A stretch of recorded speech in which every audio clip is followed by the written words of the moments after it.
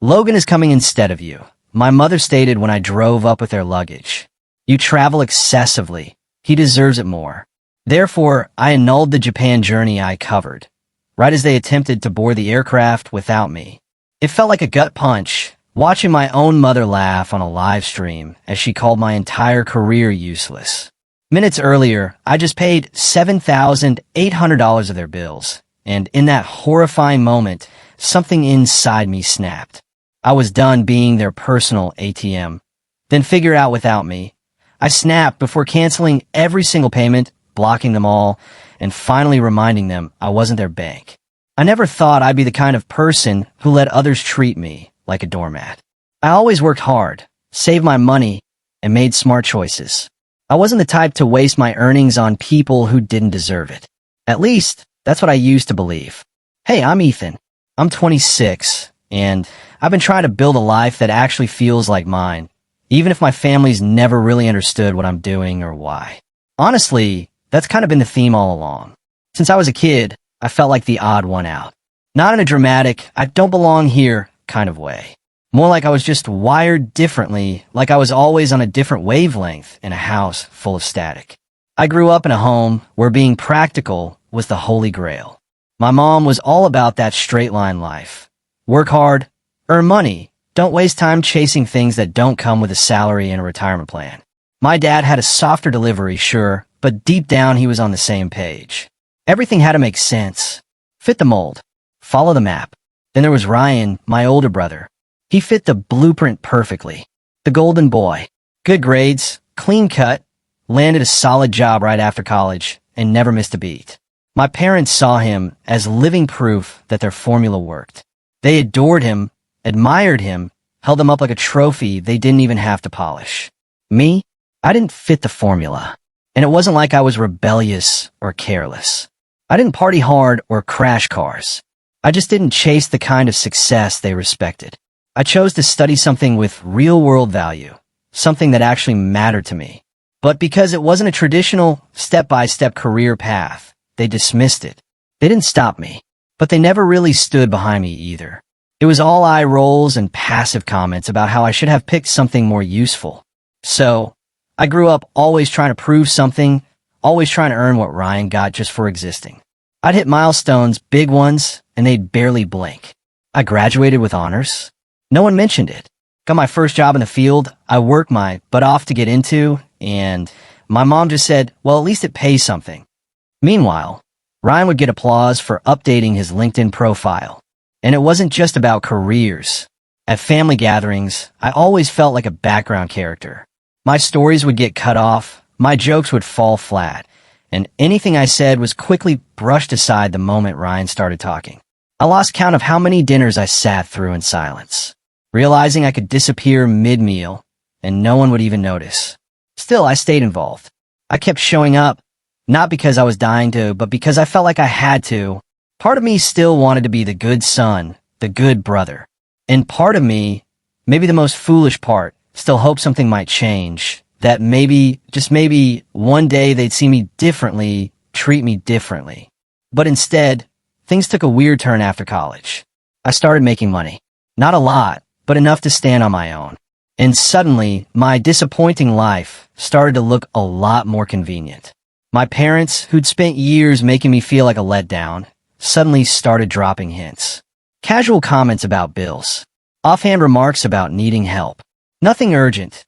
Nothing dramatic, just enough to make it clear they expected me to chip in. My dad, who never once asked how I was doing financially, started making little jokes about how I could pitch in here and there. My mom, who used to scoff at my career, now treated me like her second wallet. And Ryan? Still untouched, still on his pedestal. Somehow, the guy with the stable six-figure job never got asked for anything. It was always me, the one with the so-called pointless path. At first, I helped. Of course I did. Then my family, and for better or worse, I still cared. But it didn't take long to see the pattern. Give a little, and they ask for more. Set boundaries, and suddenly I'm ungrateful.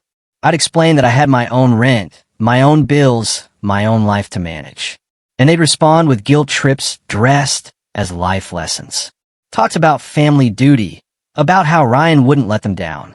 Subtle reminders that I was still, in their eyes, the lesser one. And that's where I'm at now. Still doing my thing. Still standing on my own 2 feet. Still hoping somewhere deep down that I'll stop having to prove I belong. That one day, I won't be the family disappointment. I'll just be me, and that'll be enough. Ryan had his life together for years, so I let a lot slide. I bit my tongue when the comments came. I played nice at family gatherings where I was more of a background prop. And I kept helping, even when it put a strain on me financially, because that's what family's supposed to do, right? That's what I kept telling myself over and over. Then last weekend happened. Nothing unusual at first. My mom decided to host one of her big family dinners. She does it every couple of months. Aunts, uncles, cousins, the usual crowd. I wasn't exactly excited, but I showed up anyway. I always do, because no matter how invisible I felt, some part of me still held on to the hope that I belonged there. Dinner went the way it always does. I was mostly ignored unless someone wanted to make a joke at my expense. I knew the drill by now. Keep my head down, focus on my plate, nod and smile when necessary. Survival mode. If I reacted, I'd only be feeding the fire. What I didn't know, what no one told me, was that Ryan had propped his phone up in the corner of the dining room and live-streamed the whole thing. I found out the next day. I was on my phone, scrolling aimlessly when a notification popped up. Someone had tagged me in a post. I clicked, curious, and there was a video. The entire dinner broadcasted like it was a show. At first, I thought it was just some harmless family content. Maybe a silly moment, a funny memory, but within minutes of watching, my stomach dropped. There was my mom laughing as she called my degree completely useless. My dad chimed in, saying he still couldn't believe I was actually making money off it. Ryan, of course, leaned into the joke, cracking wise about how I'd probably come crawling back one day, asking for real help. And the worst part? Everyone laughed. Not one person stopped it. Not one face in that room even flinched.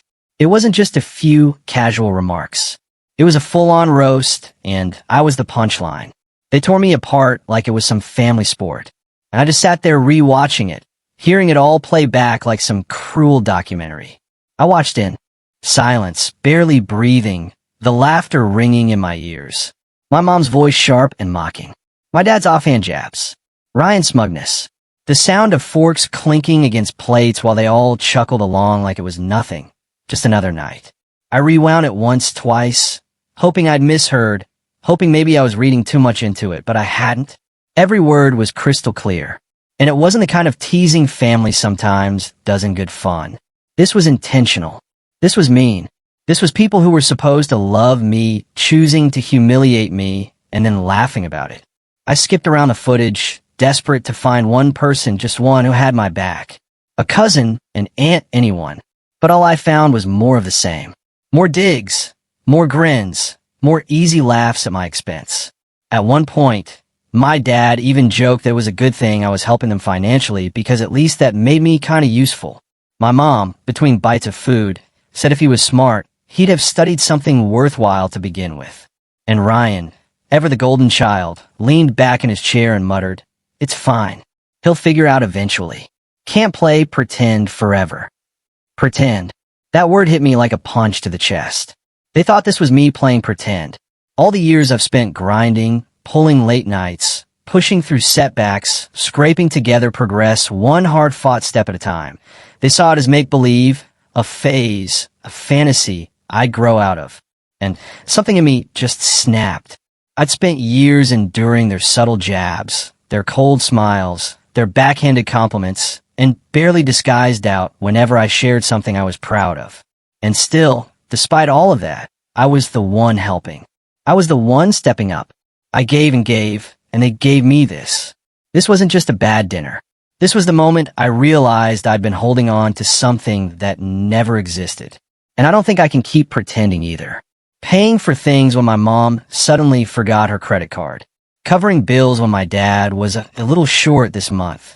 Transferring money after those familiar sighs from my mom about how tight things were right now. That was the role I'd been cast in. And clearly, that's how they saw me. I locked my phone and set it down on the table, my hands still trembling. For a long time, I just sat there, frozen, letting it all sink in. Thought after thought crashed into each other. Then slowly, something new began to form in my mind. I had always been the one to smooth things over. The one who let things slide, who swallowed his pride for the sake of peace, because they were family. And that's what I'd always told myself. But maybe, just maybe it was time to stop. I picked my phone back up, unlocked it with a quick swipe, and opened my banking app. I started scrolling through my recent transactions, my fingers tightening around the screen. Rent, groceries, utilities, all the little things I'd covered just this once that when stacked together told a very different story. Thousands of dollars over the last few months, quietly given, quietly expected. And not once had anyone said thank you. Not a word of appreciation, not even a flicker of respect. I let out a slow, sharp breath, my chest tight. They expected me to keep playing along, keep being the quiet, agreeable one who handed over money without question, all while they laughed behind my back. But they were about to find out the truth. I wasn't playing pretend, and I sure as hell wasn't their backup plan anymore. I steadied my breathing, thumb hovering over my mom's contact. If I was going to start drawing the line, she was the one to call first. She was always the one asking, the one who guilted me into giving more than I could afford. And I knew exactly how this would go. First surprise, then defensiveness, and eventually a guilt trip wrapped in faux concern. But not this time. I tapped call. It rang once, twice, then she picked up. Ethan, what's wrong? Straight to business. No hello. No warmth. Just that voice she used when she thought she was bracing for a favor. She probably assumed I needed something, or that she did. I didn't hesitate. I saw the video. There was a pause, subtle, but there a faint hitch in her breathing. What video? She asked, her tone deliberately neutral. My jaw clenched. The one Ryan streamed. From family dinner. Silence, then a short, awkward laugh. Too forced, too fake. Oh, that. Come on, Ethan. It wasn't a big deal. Not a big deal. I leaned back in my chair, staring at the ceiling. So you did know. She exhaled, irritated now. Of course I knew. Ryan was just having a bit of fun. He does those live streams all the time. His friends love them. I'm sure they do, I said flatly. Especially when it's a whole room full of people spending an evening tearing me apart.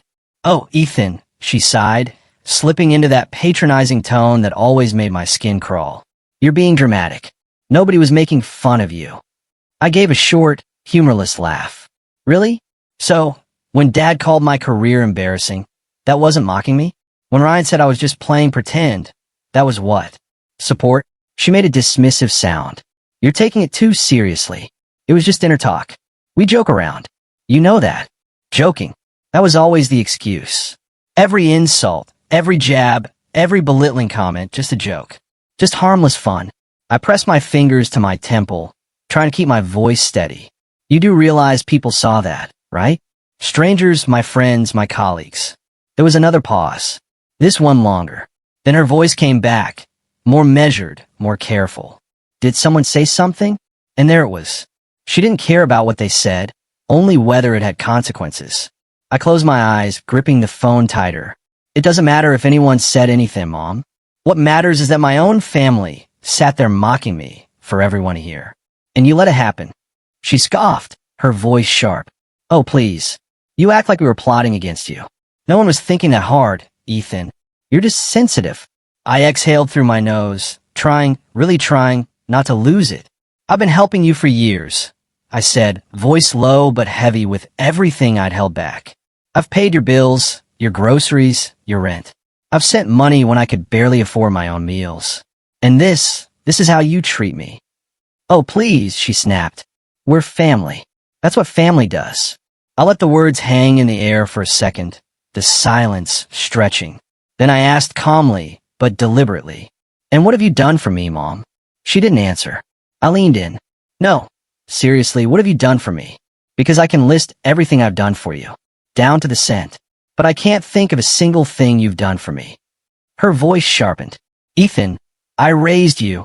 I let out a bitter laugh, shaking my head. That's not a favor, Mom. That's called being a parent. That was your responsibility, not something you get to hold over my head for the rest of my life. More silence. Then she let out an exhausted sigh like I was just being dramatic. Look, I don't have time for this. If you want to sulk, do it on your own time. Just don't bring this up at dinner next week.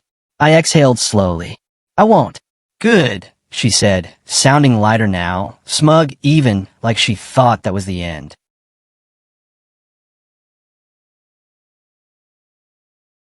Of it. Like she'd won. What she didn't realize was there wouldn't be a next week. Not for me. I was done. But before I could close this chapter, I had one last call to make. I pulled up my dad's number and hit dial. It didn't even ring twice before he answered. Ethan, he said, his voice clipped and flat. He didn't bother hiding the irritation. I could hear the faint hum of a game on in the background. TV turned up, half his attention still elsewhere. What do you want? I didn't ease into it. I saw the video. He paused for a beat, then without a hint of emotion said, "And?" I clenched my teeth. You sat there in front of the whole family, in front of everyone watching, and called my career embarrassing. Because it is, he shot back without hesitation. What do you want me to say, Ethan? You could have been an engineer, a lawyer, an electrician, something useful, but instead you're off doing whatever the hell it is you do. I drew in a breath through my nose, grounding myself. I run my own business. He scoffed. Sure, if that's what you want to call it. That was always his stance. He didn't just disapprove. He belittled.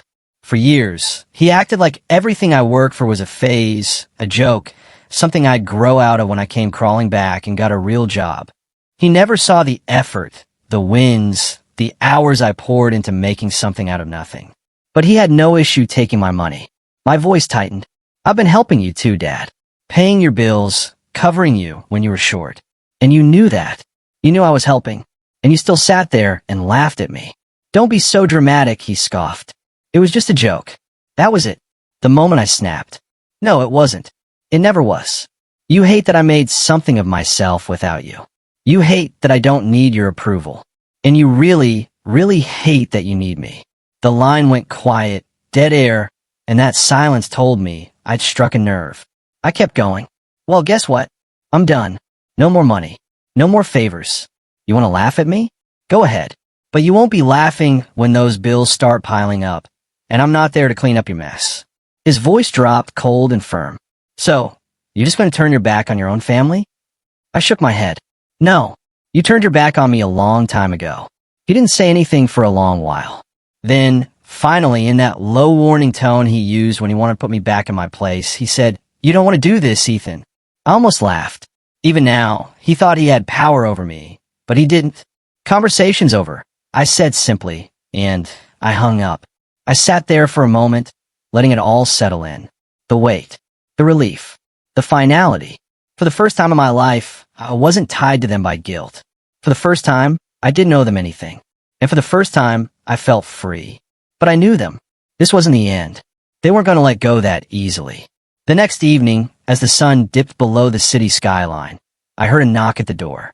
Not the kind of knock that says, "Hey, just passing by." No, this one was heavy, measured, intentional. The kind of knock that makes your stomach twist. The kind that tells you something's coming. I stood still for a moment, staring at the door. I already knew who it was. I didn't need to check the peephole. I could feel it. The tension in the air was thick, heavy with anticipation, like a storm about to break. They weren't used to being ignored, especially not by me.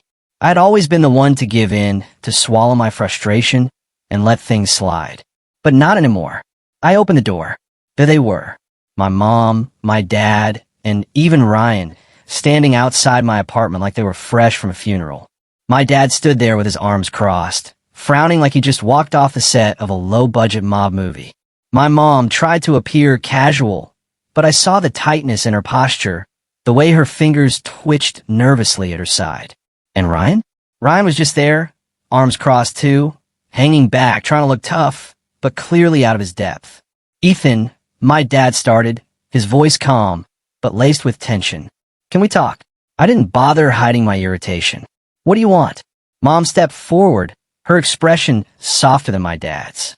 "We came here because we need to clear things up. This has gone too far." I raised an eyebrow. "Really? Now you want to clear things up after that video? After years of acting like I'm an embarrassment? Like you don't rely on me?" "We didn't mean it like that," she said, holding up her hands, her voice dipped in fake sweetness. "It was just a joke. Honey, You're taking this way too seriously. You're overreacting. My fist clenched at my sides. Overreacting? No. I'm done. For years, I've been paying your bills, keeping you comfortable, and you still mocked me. Mocked my career, my life.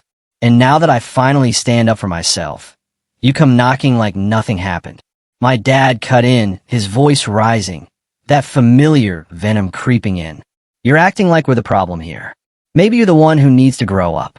Stop being so sensitive about everything. My heart pounded. You really don't get it, do you? For once, I'm not letting you walk all over me. I've been carrying this family, and I'm done. Ryan, who'd been silent until now, finally spoke, his tone smug and mocking. Oh, come on, Ethan. Are you really going to act like you're some kind of hero? You're just playing the victim because we called you out. My blood boiled. For years, I'd been the one holding everything together, working myself to exhaustion so they could live comfortably off me. And now, Ryan, who could barely hold down a job, had the audacity to lecture me. Don't talk to me, Ryan. I snapped, stepping forward as anger surged through me. You don't have a right to say a damn thing. You've been riding my coattails since you turned 18, and now you want to act like I'm the problem? You're all just pissed because I'm not letting you treat me like your personal ATM anymore. My dad's eyes narrowed, the anger breaking through. You're crossing a line, Ethan. You really think you can just walk away from your family like this? You'll regret it. We've always been there for you, and now you want to cut us off. I stepped back, my voice rising. You've never been there for me. You've been there to take. That's it. You never supported me. Not once. Everything I've achieved, I've done on my own, and I'm done pretending I owe you something for it. You don't get to humiliate me and then act like the victim when I finally stand up for myself. Ryan opened his mouth again, but my dad raised a hand to silence him. His eyes locked on me, full of fury and something else. Something colder, something dangerous. You really think you can cut us off? He said, his voice low. Fine, go ahead. But don't think for a second we won't find a way to make you pay for this. The words hit like a slap. Make me pay, I said, stunned. You really think you still have that kind of power over me? The tension in the air was suffocating. My mom looked between us, her hand trembling slightly, but she didn't say a word. It was like a switch had flipped. Everyone could feel it, like the air had shifted, and they finally realized how far things had gone, but none of them knew how to pull it back. The damage was done, and no one had the words to fix it. I didn't wait around for anyone to speak. I'm done, I said calmly, but with finality. Don't come back. Don't call. Don't ask me for anything. I'm not your bank, and I'm not your punching bag. I'm finished. Silence. No one moved. For a moment, it was like time stood still. The only sound in the entire apartment was the quiet hum of the fridge in the kitchen, as if even the universe was holding its breath.